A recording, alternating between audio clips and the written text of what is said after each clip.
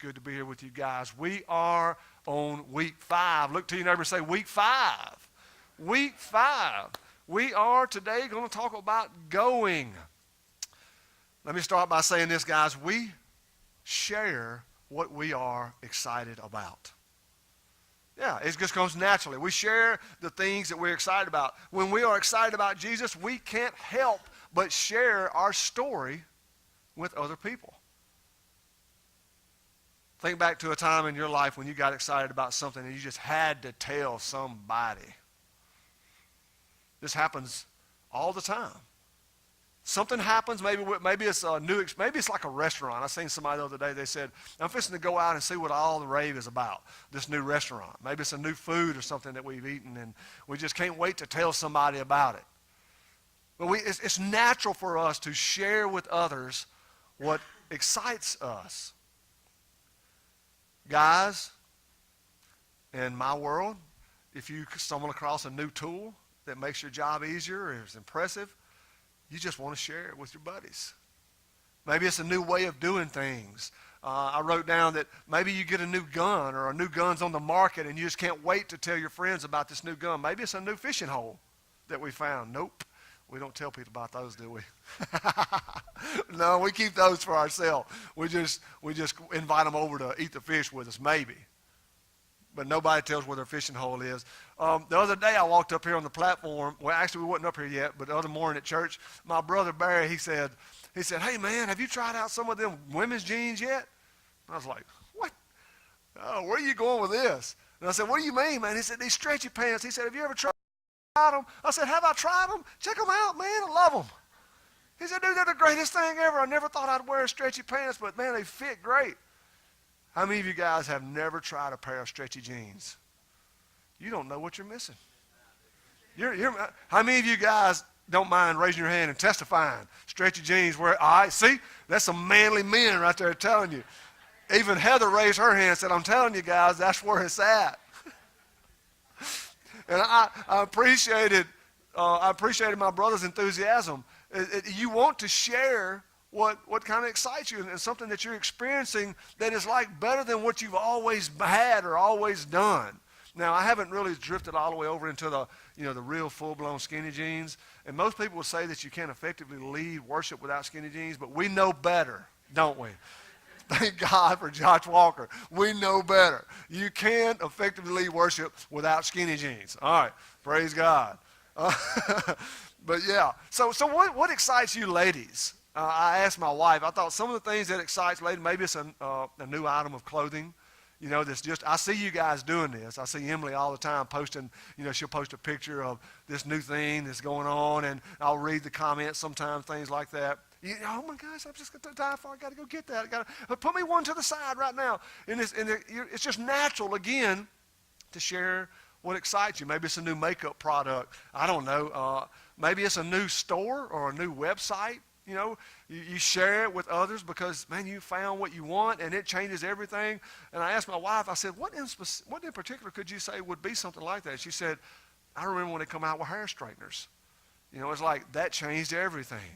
It's like trying to imagine life without a hair straightener now is kind of a challenge. So I was thinking about that, and for me personally, what has been one thing in my life that from the very onset, when I experienced it, I couldn't wait. There it is right there. Zero-turn lawnmowers, buddy. Oh, yeah. I don't remember how many years ago it's been now. I still got the same one. Actually, me and Marshall went in. That's when Marshall was about 16, 17. He started his own lawnmowing business. This looks just like y'all's, Josh. And not no more. It might have one day, huh? Yeah. Whenever Linda put the picture up, I thought, that looks just like Josh and Renata's. But yeah, I remember Marshall was fixing to get into the lawnmowing business. And nobody I knew had a zero-turn lawnmower, but an observation was everybody that mowed lawns commercially, that's what they used. I was like, it's got to be something to it. Up to that point, I remember I had the John Deere STX 38. So this dude was a little 13.5 horsepower, had a 38-inch cut, and, on a good day, you can mow the yard. On a good day, you could mow the yard if everything went well. So I was looking around and pricing around, and yeah, the zero turn was a whole lot more expensive than the tractor type, And I was like, Marshall, I think we really need to consider that, you know.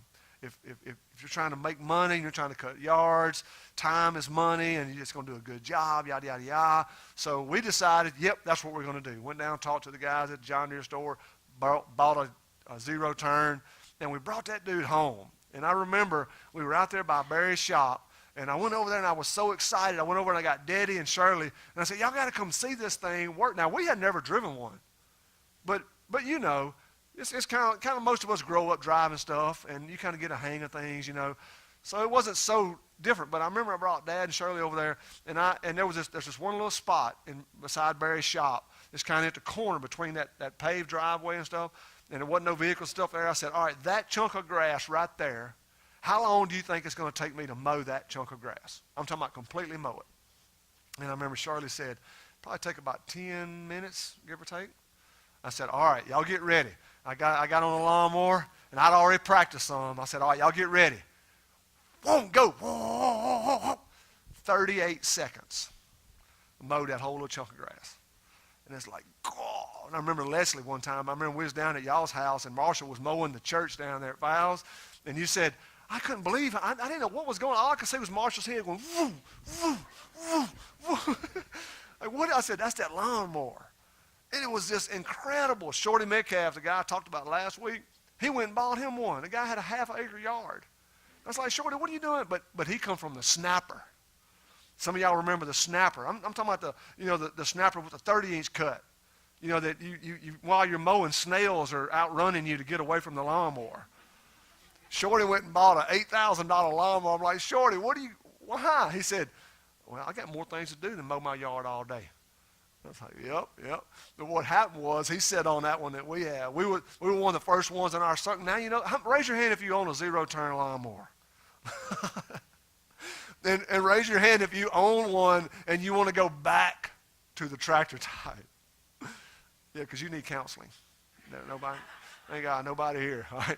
Yeah, it's like once you experience it, not only do you not want to go back, but it's like, man, the next time you see your neighbor and they're riding on that zero turn, or they're riding on that old style, you're like, dude, that's what I tell people. If you don't want to have to buy one, don't ride on one. Because once you try it, you will not want to go back. Isn't that so much like our faith? The things that we experience that excites us, we want to tell those around us about them. And also we don't want to go back, you know. And so that's kind of the premises of where we're leading into today with week 5. We're going to take everything that's brought us up to this point, and we're going to put this back on the responsibility, our shoulders. I told them this morning during our pre-service prayer that one of the things that Pastor Zach points out is God has no plan B. We are the A plan. We are the one plan, the one and only. There's no B. It is our responsibility to go. And how do we go? We tell our story. Just like getting excited over a new lawnmower, a new hair straightener, a new tool, whatever the case is, we just have to be willing to share what we're excited about. And that's the part of going. What do we tell them? We say, well, man, it changed me. I'm blown away, and I've got to tell others. We share what excites us. Why? Well, that's what we're going to talk about a little bit today. In Luke chapter 8, verse 38 and 39, it shows us that this is how the gospel spreads. This was God's plan on how it's supposed to work. And the reason we know it's God's plan is because that's the way Jesus carried it out. So this is actually today's Red Letter Challenge devotion. This is one of the scriptures that's brought out. So if you remember the format, when you open your book up, if you've opened it up as many times as Brother Kevin Skipper has obviously opened his up because it's coming all to pieces. When he said that this morning, I said, praise God, you're studying it. Noah, yep, I seen, that's great. That is so great. But if you'll remember the format, you open it up. It tells you kind of what day you are, and it's got a little scripture to the side. Then Pastor Zach kind of leads through with a devotional thought leading up to it. Then he gives you a story out of the Bible with some red letters. Or sometimes he'll even revisit the Old Testament. It just intertwines all that the way the Bible always works. This is today's story that's shared. And it's talking about a man, when Jesus pulled up on the shore, this man come up to him, and this dude is filled with demons. I thought about you, Heather. You would not have wanted to been hanging out with Jesus on this day. When he asked this guy, what is your name? He said, my name is Legion, for we are many. This guy, it says that he walked around, he hung around in cemeteries naked. Okay? So, yeah, John, there was some weird stuff happen when you hang around Jesus. Like Jesus just pulls up on the shore, parks the boat, gets out, and the naked man walks out of the cemetery. It's like, what's up? The scriptures say that Jesus had already commanded the spirits to come out of him, so the spirits are talking to Jesus. But I want you to pay particular attention to how Jesus directed this guy after he cast all these demons out. Remember, these are the ones he cast out, threw them into the pigs and all that amazing stuff. It says a man who had been free from the demons, he begged to go with him. He's like, Jesus, I want to go with you. Obviously, wouldn't you? If you have been tormented by evil spirits for so much of your life, and this guy comes along and gives you freedom from all that, wouldn't you just want to follow him, want to be with him? He said, I want to be with you, but Jesus sent him home. He said, no, go back to your family and tell them everything God has done for you. He said, so he went all through the town proclaiming the great things that Jesus had done for him. This is what going looks like. For some of you, this week is just going to be an affirmation of who you already are. I was talking to one of my brothers just this week, and Brother Kevin Skipper was telling me he had stopped to grab a quick bite to eat and ended up having this incredible conversation, sharing his story of faith, witnessing to the guy, and just had a great time. Why? Because it comes natural. For some of us, it comes natural. For some of you, this week, I don't hesitate to tell you, is going to be the challenge of the Red Letter Challenge. Up to this point, it's been kind of nice. It's been kind of soaked some things in. Experience some things. We got some things going out. Now, I noticed a lot of pictures on social media platforms. I took one and forgot to share it, or I cleaned my closet out the other day. I cleaned my closet out. I cleaned my dresser drawers out. I cleaned up some stuff, and Dustin White was heading up to Fresh Start. He's telling me this story about these guys up there that show up and they don't have clothes. So I went through my closet. And now I've got some space. I've seen where some of you guys have done that. And I was prompted to do that through the Red Letter Challenge this past week. That was good. That was great. We shared Wednesday night on what some of the small groups are doing. All sorts of cool things happening. This week it's going to get a lot more personal. Because Jesus is going to say, you're going to hear Jesus say to you through his red letters the same thing he says to this man. Go back to your family. Tell them everything God has done for you.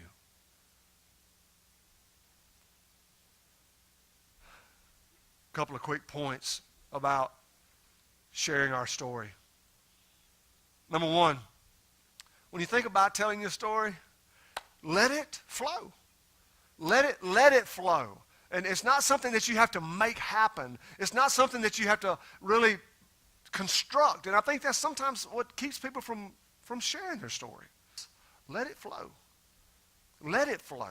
It's natural. And you will be constantly refreshed as you are willing to let the story of what God is doing and what he has done in your life, and the more willing you are to let that flow, then the better you're going to be. There's a well-known fact about two seas that are in the Holy Land, the Dead Sea and the Sea of Galilee. The interesting thing about them is they're both fed by the same river. The Jordan River feeds both of these seas, but they're very different. You see, for the Dead Sea, it is the lowest place on the earth. It's like over 1,000 feet below sea level. This is the place where, years ago, if you studied through the Old Testament, that's where Sodom and Gomorrah was, when God said, I'm going to destroy these cities because of their wickedness, and he rained down, hailfire and brimstone on them. That's where Lot's wife was turned into salt because she disobeyed God and turned and looked back at some of the things that she was supposed to be leaving behind. That place right now, the Jordan River flows into this sea. Now, the Jordan River is just filled with life. It is filled with all sorts of fish, and it just feeds animals. It is fresh water, and it's just a huge flowing river. But when it gets to the Dead Sea, a lot changes.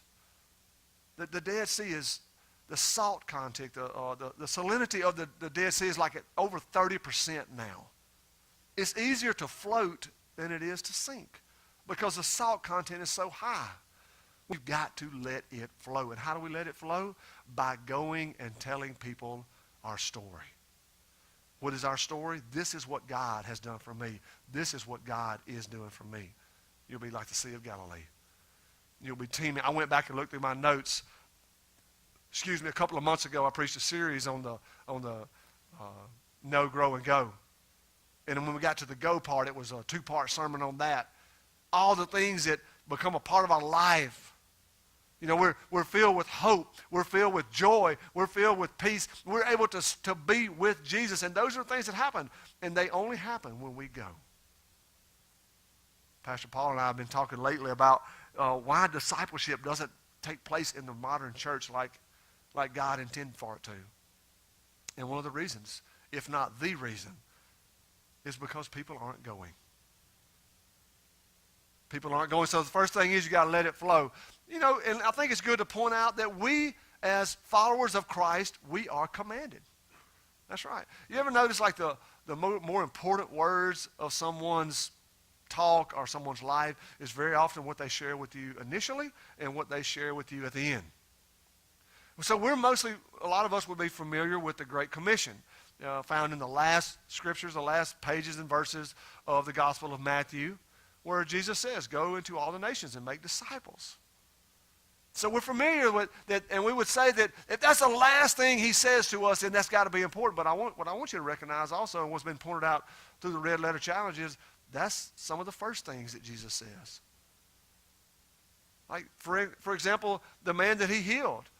He didn't let him just come hang out. He said, no, I'm not going to let you just come hang out with me. I'm sending you out. And he did that with his disciples. He worked with them for 3 years, but he didn't wait 3 years to send them out. No, what he done was he would bring them in, he would preach, he would teach, and then he would send them out. Then they would come back. He would teach, he would preach, he would send them out. Then they would come back. And what would he do? Over and over and over. And if God has his way in this church, that's what it's going to look like. That's what it's starting to look like. I'm excited that we sat down this past Friday with a team of leaders and put so many people on a schedule. You can look at the schedule back there in the kitchen. These are people that said, yep, I will pledge my time and serve as a teacher in any of these areas of ministry. All the way from nursery, preschool, on up through the children's ministry, which is, all these places are so amazing. I got to go look at these rooms. On up into the middle and high school. So we were trying to figure out what to call it. I call this the D2D ministry. D2D, diapers to diplomas, covering them all. Okay? We got a whole bunch of people that said, hey, I want to serve. We've got to figure out how to get everybody plugged in, and that's what it's looking like. So now we have a rotation set up for every one of those categories from Sundays and for the middle and high school students on Wednesdays. Why? Because we're commanded. We're commanded to make disciples, to send them out, let them teach, let them do their job, let them tell their story, and then bring them back in, teach them, instruct them, and send them out again. So you got to let it flow. We are commanded. And I wanted to say this to you guys.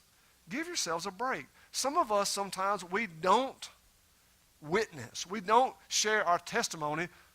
And I think it's because we think way too much of it is our responsibility as to the changing agent, or maybe we take on way too much of, again, the responsibility of changing the person.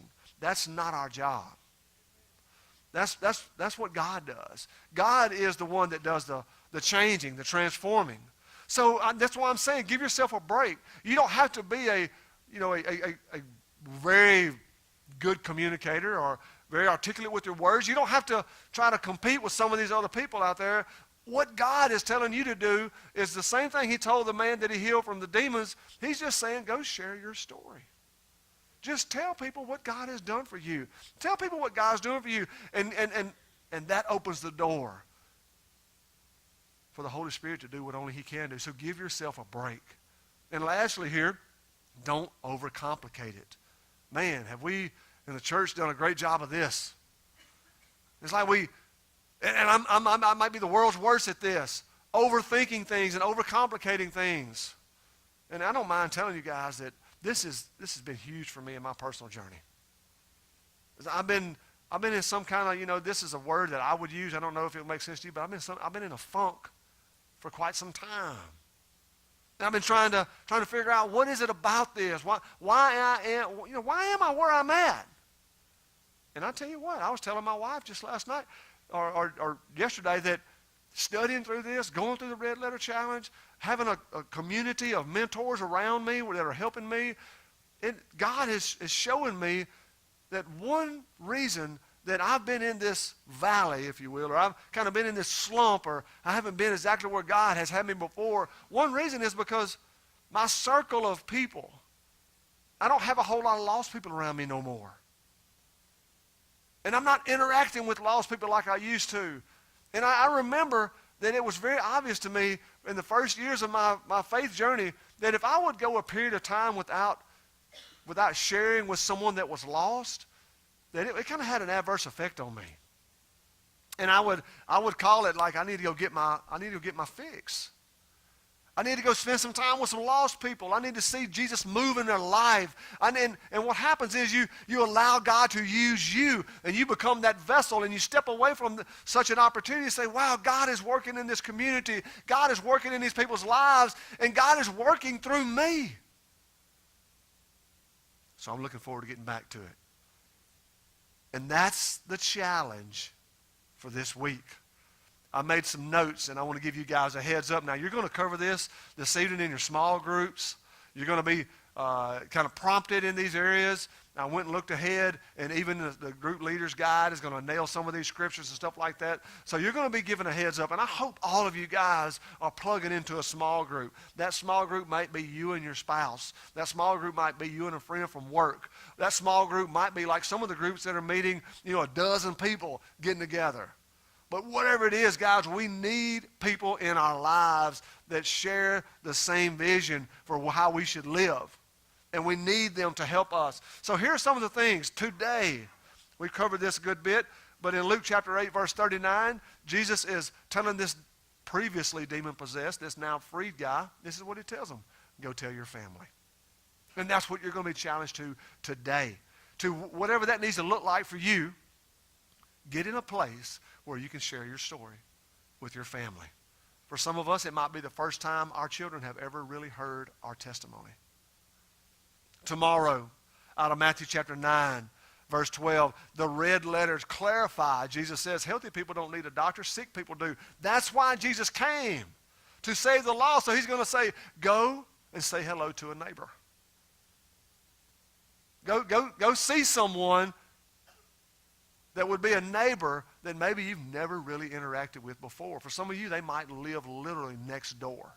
I don't have that, so I'm going to have to go across the river. But whatever you got to do, if you don't understand who a neighbor is, I would invite you to go to the story of the Good Samaritan, where Jesus clarifies that. We all have neighbors, and they don't necessarily have to be in our vicinity. Tuesday, Acts chapter 1, verse 8, Jesus says, you will be my witnesses. What are we going to do for Tuesday? Your challenge is to just write down your testimony.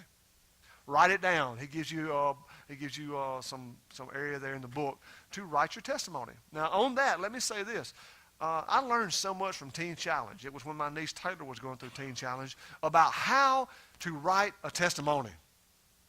Up to that point, testimonies were very often, it was not uncommon for them to be like 10 or 15 minutes long.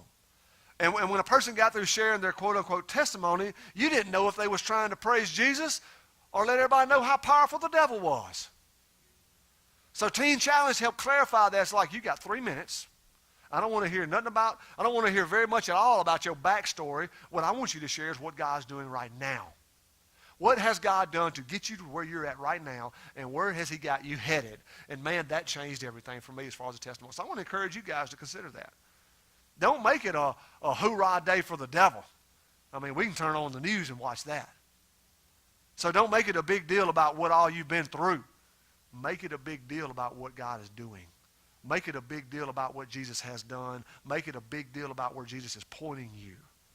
Write down your testimony on Tuesday. And Wednesday, Luke chapter 9, one of the last verses there, Jesus tells them, go preach. He says, let these other people worry about their own issues, but your duty is to go preach. So look to your neighbor and say, go preach.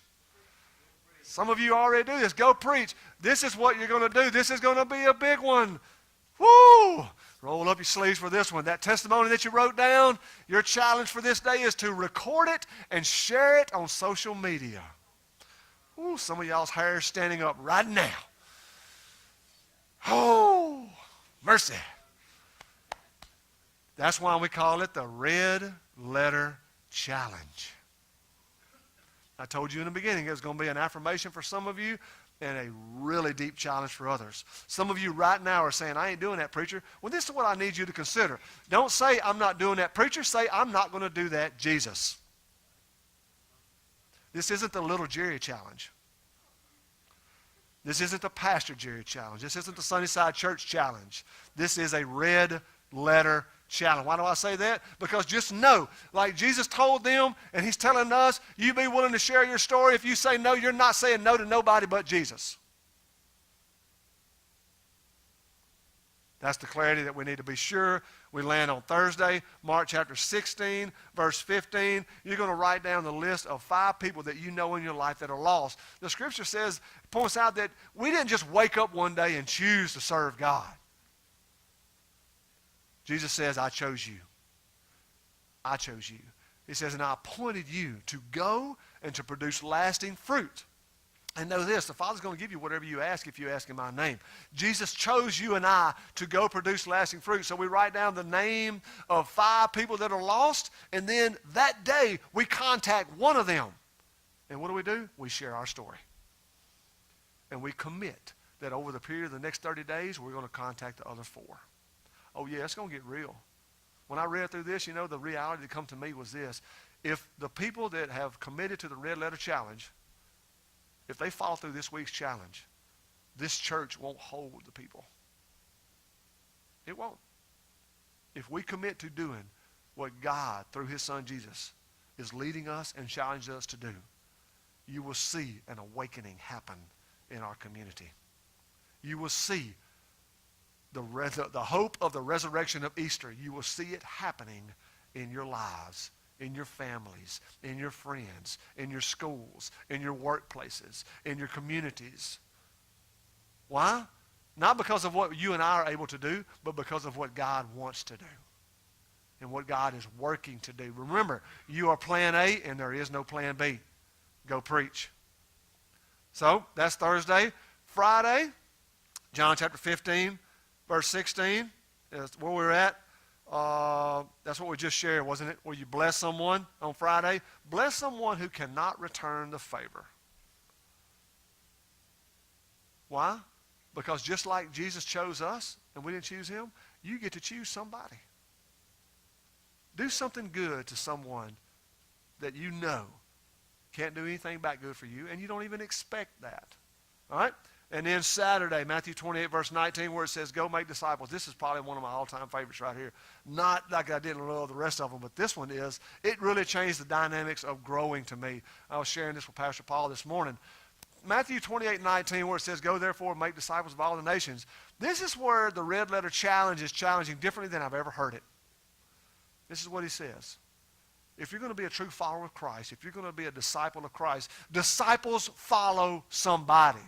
Okay, that's what the very definition of a disciple is. You're following somebody. Somebody is leading you. So here's the challenge for Saturday. Go and find a mentor or 2. You do it. So this is the switch. For so long, as a pastor, as a leader of youth ministry, as a leader of men's ministry, as even as a business leader trying to pour into people's lives, I have shouldered this responsibility that it is my job to run people down. And to almost, I've even had conversations with some of the leadership that's sitting here today. I've even had conversations that it's mandatory that we meet. It's mandatory. And I found myself so often trying to run people down, trying to spend time with them. And the reason is because I know how much growth has happened in my life through those opportunities. But man, I sure appreciate Pastor Zach because he flipped the script. And he put the monkey back on us. And he said, if you're really serious about being a disciple of Christ, you go find a mentor or 2. And that's where so many people are bogged down in the church today. We want to show up and we want to be like the Dead Sea. We just want to receive. We want to take in. We don't want to continue growing. Somebody told me recently, said, your desire to continue growing is just, it's just hard to keep up with. The thing is things are changing at such a fast pace. And if you really want to stay committed, and you really want to stay relevant, then you've got to be around people that are getting it done. You've got to have mentors in your life. People that are ahead of you in certain areas. That don't mean they're any better than you. Like Pastor Paul says, the ground is level at the foot of the cross. We're all on the same, but we're all trying to grow. So next Saturday, if you're really serious about being a disciple, you seek out a mentor or two. You ask someone, would you be willing to spend some time with me? I want to grow in my walk with Christ. That's this week. Isn't that incredible? What does all of this really revolve around? Your story. Your story. What is your story? Your story is your relationship with Jesus. Your story is what God has done for you and what he is doing for you and what you understand he wants to do. That's your story.